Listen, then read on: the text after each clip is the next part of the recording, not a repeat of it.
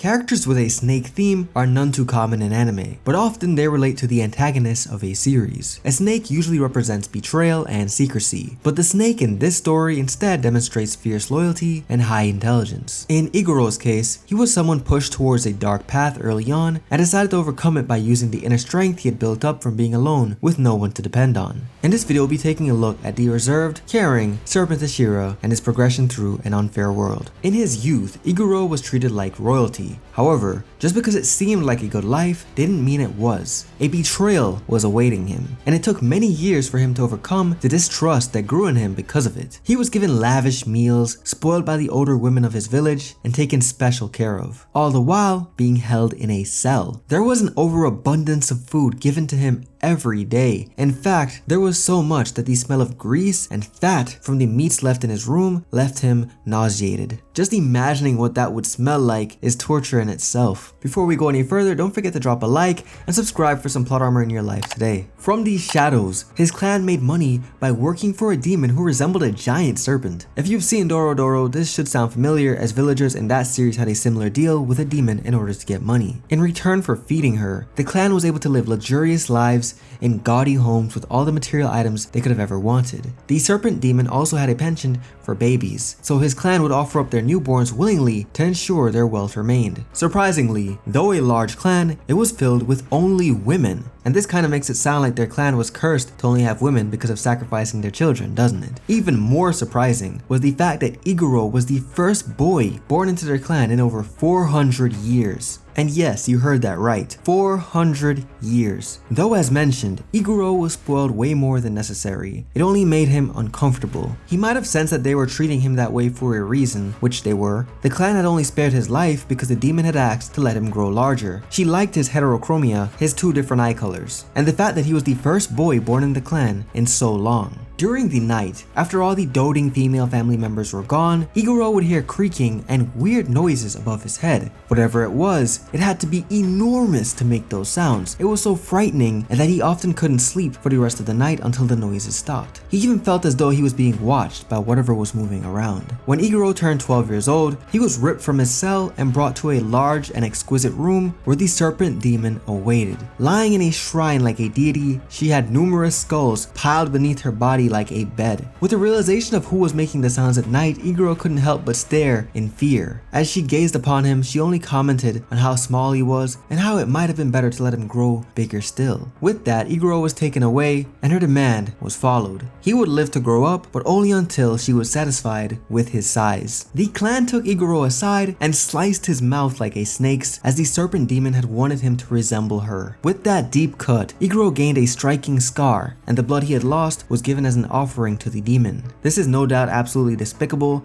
treating a child this way and letting him feel as if he's cherished only to be awaiting sacrifice in the near future. I suppose they wanted him to live a carefree life before his death, but instead it was just stifling and suspicious, of course. However, Iguro refused to let his life end this way. Having stolen a hairpin from his clan, Iguro spent days and days scratching at his cell so that he could eventually escape. Every time he did so, he worried they would find out. But what was the worst they could do? The demon hadn't given the order to sacrifice him yet. With no one to turn to besides a lone snake who wandered into his cell, Iguro befriended it and named it Kaburamu. When he was finally able to escape, he left quickly and didn't turn back. But the serpent demon had discovered this and followed him as far as it could, until he was finally saved by a HASHIRA, the flame HASHIRA. It was Kyojuro Rengoku's father, Shinjuro. His life was saved and his cousin had also made it thanks to the HASHIRA. However, because of his escape, Iguro and his cousin were the only two clan members left alive. The demon had turned her anger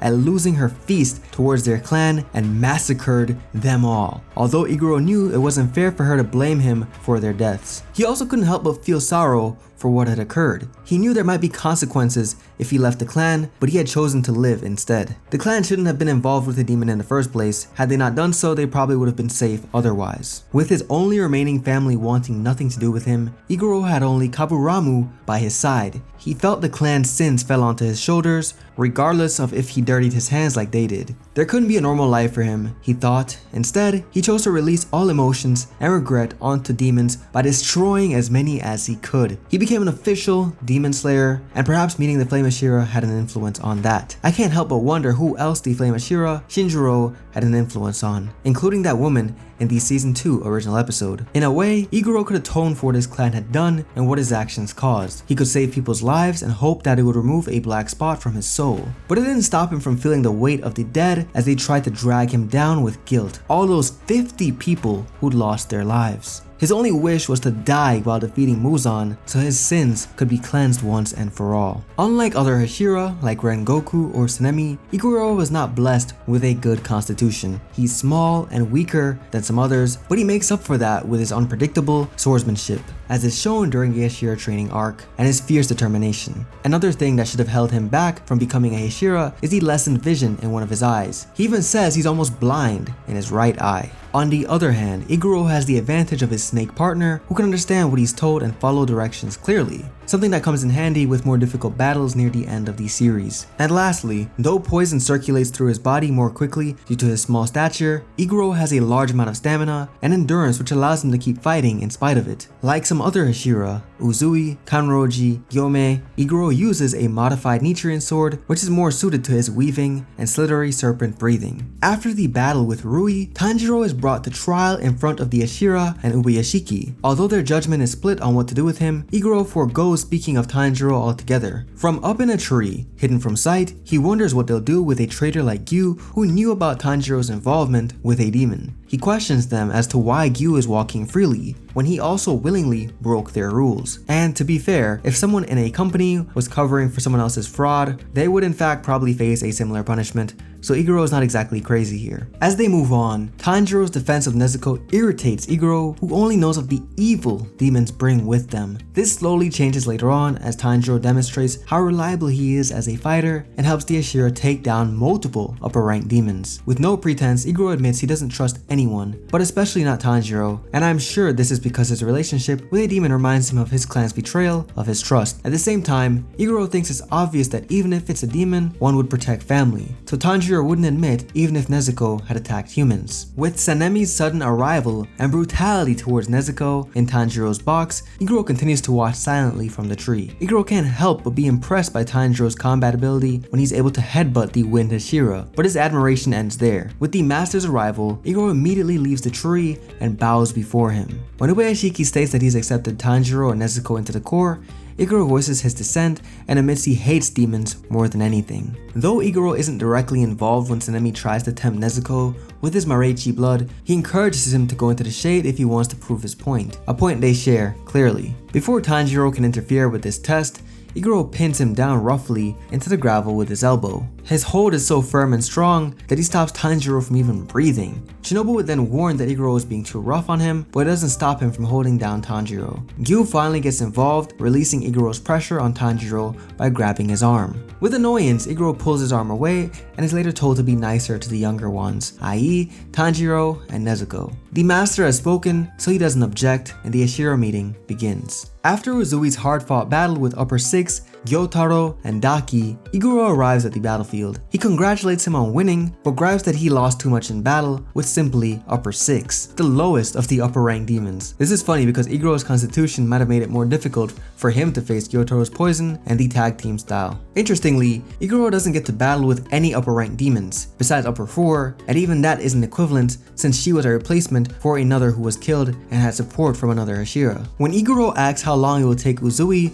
to return to fighting demons, he's shocked to learn that the Sound HASHIRA is retiring. He rejects that statement outright, instead insisting that no one can fill the void of both him and Rengoku, who had passed on. There are no lower level slayers who can move up fast enough to replace him, which indicates how much faith or belief he has in Uzui's abilities. Iguro even tells Uzui that he must fight until he dies because that's how important he is to their cause. This contradicts what he said earlier about not trusting anyone. It's clear how much he trusts Uzui, at least in terms of fighting prowess. Despite that comment, Uzui lets Iguro know that Tanjiro could certainly move up the ranks, attacks, and all Iguro pays attention to is the fact that Tanjiro survived. After the swordsmith village is attacked, a HASHIRA meeting is held. Iguro consoles Sanemi when he complains about missing his chance to have fought an upper rank demon, and it's funny that he should say everyone is running into them when his encounter with one is anticlimactic in the next arc. Iguro also asks the two HASHIRA who face the upper rank demons how they are, and he couldn't help but wonder if he acts simply because he wants to ensure they can keep fighting, or if he's genuinely worried about them.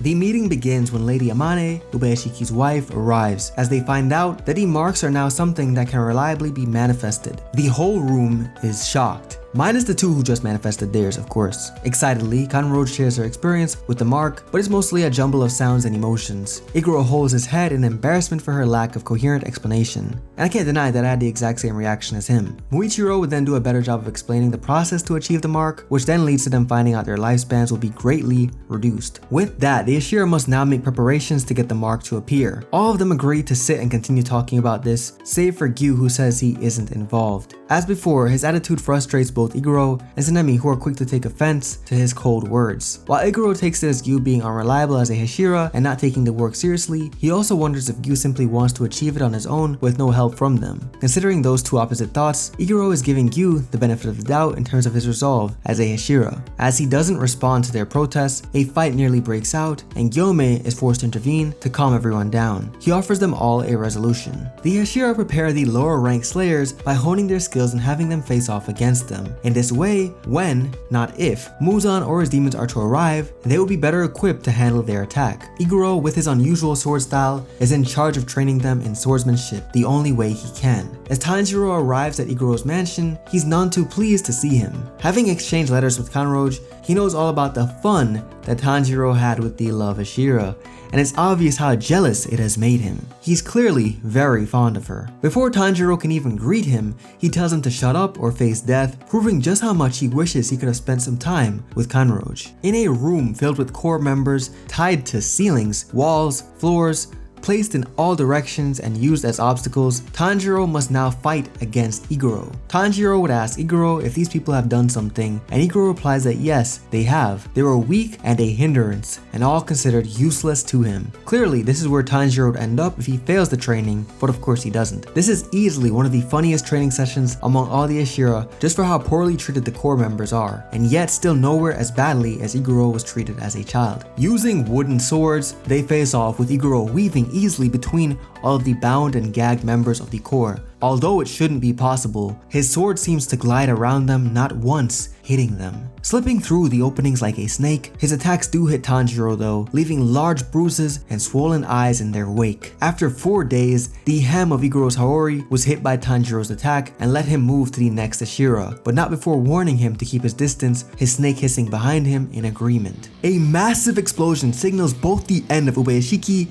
and Muzan's arrival to the Demon Slayer Corps headquarters. The final battle is about to begin, and Iguro is saddened by the loss of their master, but furious by who caused his death. Muzan has finally shown himself. Before he and the other HASHIRA can launch a number of attacks at Muzan, they're dropped into the Infinity Castle and separated. Although Iguro isn't able to face Muzan right away, he's given the chance later on while working alongside Tanjiro. For now though, he's in the castle with Kanroj, whom he cares for deeply. As they land on a mixture of floors and sliding doors, endless rooms surrounding them, demons begin to appear. Without waiting for their attack, Iguro uses his slithering serpent to slash their heads off instantaneously. He urges the demons to keep away from Kanroj, large veins on display on his face and hand. When he confirms that no harm came to her, Iguro brings her further into the Infinity Castle. Kanroj blushes and fawns over his cool moves, appreciating the attention. After the upper rank demons such as Akaza and Doma are taken out, we finally jump back into Iguro and Kanroj's whereabouts. At last, they found their own upper rank demon, and she's rank 4. As they approach this Biwa demon named Nakime, Iguro is confused by her sharing the same rank as Hatengu. He realizes she's the new replacement.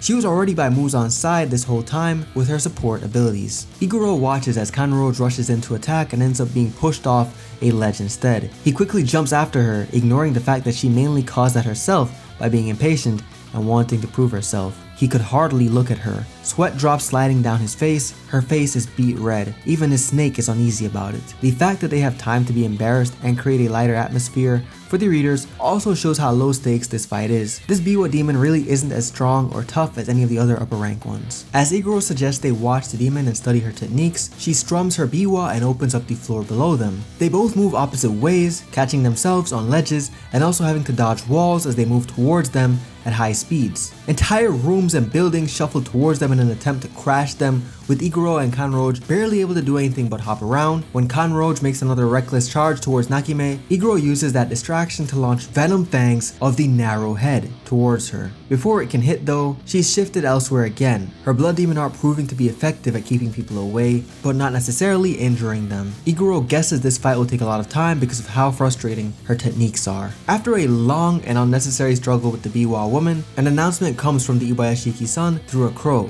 Muzan is back and must be stopped. Iguro berates himself for wasting so much time here when Muichiro and Genya died while fighting the upper rank 1 demon. Having at least accomplished that, he feels like he's done nothing but chase after Nakime while not being able to slice her neck. With her blood demon art, this demon has kept Iguro from joining the others or reaching Muzan this entire time, but he can't think of a way out of this. With Yushiro and Kanroj keeping the Biwa demon busy, Iguro is able to go elsewhere he might be needed. It turns out Tanjiro, a slayer he can't stand, is who needs him. This is all the more true during the fight on the surface when Tanjiro is nearly devoured by Muzan and Iguro makes sure to step in and protect his life with the last of his energy. Even with Gyu at his side, Tanjiro is no match for Muzan's attacks or speed. His eye is destroyed almost immediately. Thanks to Yushiro controlling Nakime's vision, he doesn't expect the supposedly dead serpent and love HASHIRA to arrive. Despite not liking Tanjiro, Iguro places himself in front of Tanjiro to shield him from Muzan's next attack. He speaks to Tanjiro the same way Muichiro did Kotetsu. He needs to stay back because he's a burden and in the way, but all Tanjiro has to say is how glad he is to see them alive. This visibly startles Iguro, who's not used to others worrying about him.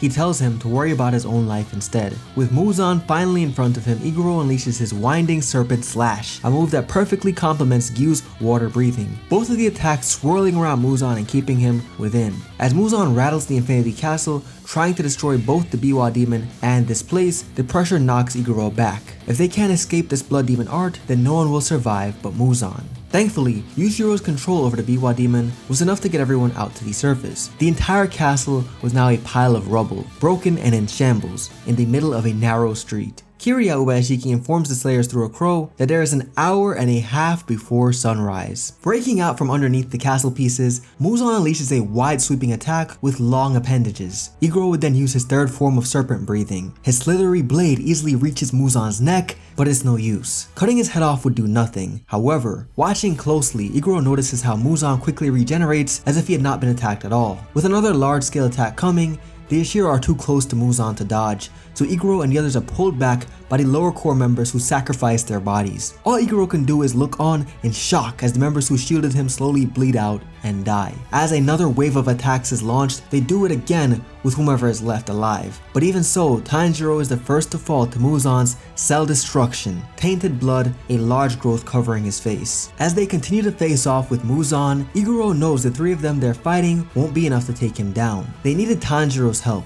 They're all slashed, with Iguro receiving cuts on his face and arm. Once again, Iguro sees Kanroj recklessly leaping in, but this time Iguro can't help her since it's Muzan they're against. He screams for her, but she tells him to save himself when at last, Gyome and Tsunemi arrive and join the fray. The battle intensifies, with Muzan extending his reach while also trying to kill all the HASHIRA as they grow in numbers. With his long whip-like attacks, he strikes the ground so many times that Gyome can't follow his moves and Iguro is forced to cover him at critical moments. However, when Muzan goes even beyond his previous speed, Iguro can't cover Gyome without putting his life at risk. All of the HASHIRA take multiple hits from Muzan, with buildings being cut around them as well, similarly to Daki in the entertainment district. As Kanroj can't escape one of the brutal strikes, she loses an arm, and Iguro rushes to help her. The other HASHIRA cover for him as he carries her off to another core member and orders him to get her treated immediately. She insists she can still fight, but he tells her to focus on herself instead. She's done enough. To himself, he reflects how many lives have been cut short by demons and how they prevent anyone from having normal lives. He wishes they could have met outside of the Demon Slayer core so they could have been together in a more peaceful way, but he doesn't think his clan's history gives him the right to do that. What drives him is the belief that if he kills Muzan and is reborn, then he would be pure enough to tell Kanroj how he truly feels. With his resolve back and his return to the fight, Iguro wastes no time leaping in to attack Muzan. As quick as ever, he manages to sever Muzan's limbs and kick it away so that it'll take longer to heal. Even though that only grants him a moment more, Iguro doesn't give up, but Muzan's inhalations from the mouth on his arms are so difficult to avoid that it takes up a chunk of Iguro's endurance each time Muzan uses it. He remembers the core members who sacrificed themselves to ensure that HASHIRA could keep fighting, and Iguro knows there's no choice but to win this fight, otherwise their lives would have been wasted without reason. As the poison begins to hinder their movements and slow their reactions, Gyu loses his sword. Iguro jumps in with serpent breathing to block him, while Gyomei launches his spiked flail and Sanemi returns Gyu's sword. There's 1 hour and 14 minutes until the sun comes up at this point, and Iguro bleeds profusely from his mouth. Iguro curses his small frame for the poison's effect doing damage so quickly. Just then, a tiny miracle occurs. Yushiro's cat arrives with vials to combat Muzan's poison. At first, Iguro worries about what's injected into him, but it's obvious that it helps immensely. Iguro can now focus on accomplishing his biggest goal. Muzan smashes the ground, forcing them up into the air, and this gives Iguro time to consider what he can do. He recalls that he had never used much strength as a child, but he was still able to escape from his prison cell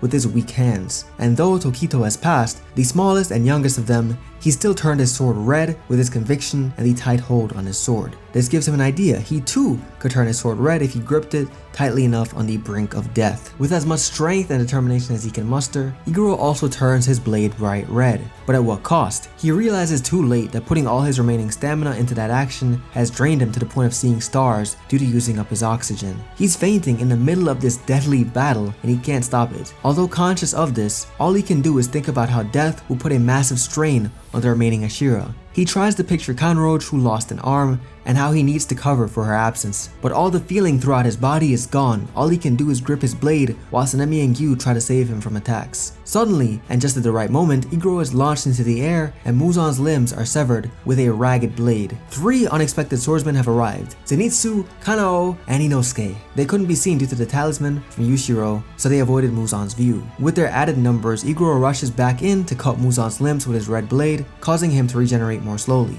As the rest understand this, they launch a slew of attacks so that Iguro can get off his coil choke technique with the reddened sword. Gyomei also turns his weapon red, followed by Sanemi and Gyu. There's still over an hour before sunrise though. Gyomei, ever the observant veteran, tells the HASHIRA to look closely at Muzan's body. With that, Iguro focuses intently and does in fact see something new: the transparent world. He can see all of Muzan's organs and their positions within his body, but it only lasts a moment. Muzan strikes all of them down to keep them from using that technique, launching Iguro through a bricked wall. The rest are also incapacitated temporarily. Thankfully, Tanjiro joins back in with a disgusting chunk of flesh covering half his face, but still able to use Hinokami Kagura. If not for Tanjiro's sun breathing and Tamayo's poison within Muzan, the Demon Slayers would have stood no chance. But as it stands, the fight continues with a silver of hope remaining. Yushiro hurries to the battleground and tries his best to treat the fallen HASHIRA, even those who lost limbs. Meanwhile, Tanjiro uses the 12 forms of Hinokami but loses his footing.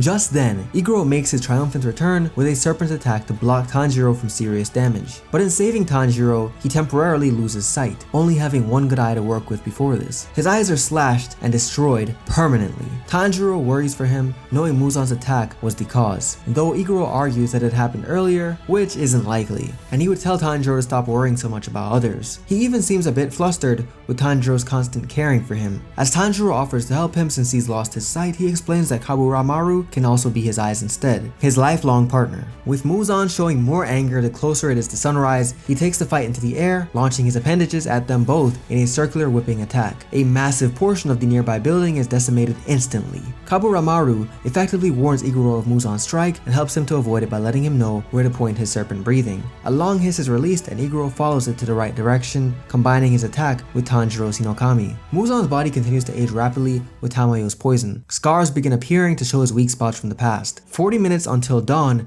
is shouted from the nearby crow, so Muzan escapes the fight. He no longer wants to end them. All he seeks is survival. Tanjiro lets Iguro know, and the others chase after Muzan, who doesn't hesitate to trample the bodies of the core members he killed earlier. As Tanjiro launches their fallen comrade's swords, Iguro slips past Muzan's tentacles and drives a blade deep into his back and through his throat. Afterward, Tanjiro tries to give Iguro some of Yushiro's eyes, the talisman, so he can share Kaburamaru's sight rather than receiving directions from the snake without words. But Muzan interferes, still intent on surviving this fight and the sun. The seals fly out of Tanjiro's grip, so Kaburamaru has to pick them up and give them to Iguro. For one of the first times, Iguro smiles and thanks Tanjiro, showing how much he trusts Tanjiro now. Iguro's giant serpent breathing attacks surround him and Tanjiro now, holding back Muzan's long strikes. Now that Iguro can see slightly better, he encourages Tanjiro to move with him to block Muzan from leaving and constantly move around to keep from being cut down by his massive attacks. Muzan struggles against this tactic, frustrated that he's being blocked at every turn as he tries to divide his body instead. Tamayo's poison rears its head once more, stopping that from happening.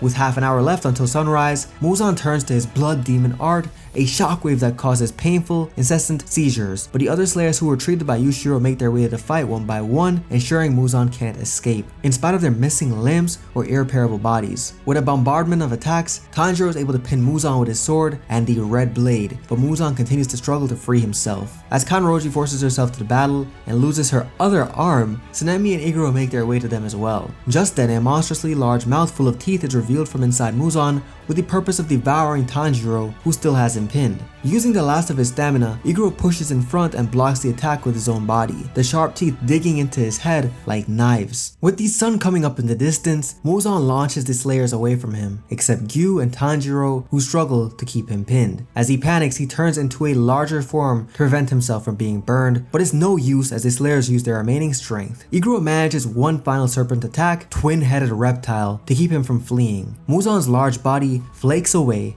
like dust. In his final moments, Iguro goes to Kanroji's side, the one he wishes to be with the most. With her vision fading and his gone due to Muzan, they have a heart-to-heart as he explains that they've succeeded. She admits she's dying, but so is Iguro with the extent of his injuries. Even in death, she thinks she was no help, and Iguro tells her how much she helped him by simply existing and being herself. Spending time with her made him forget his bloodline and made him feel normal. She cries in his arms hearing this and tells him how much she cares and if she could be his wife. Iguro holds her tightly, agreeing to the proposal as long as she thinks he's suitable. Kaburamaru slips in between them, joining them in their hold and seeming to also shed tears. Later on, with his master's passing, Kaburamaru ends up in Kanao's care, lovingly kept by her. Far into the future, long after demons are exterminated, Iguro is reincarnated into modern times and happily married to his one true love, Kanroj. Together they have a diner with snake decorations and hearty portions of food representing both their personalities. As he is more reserved, he works in the back while Kanroj serves up front, greeting clients. Their love survived the test of time and they ended up being together, just like they'd wished all along. Thank you for watching the video to the end. Until next time, keep that plot on you. I'm KJ. Have a great day. Goodbye.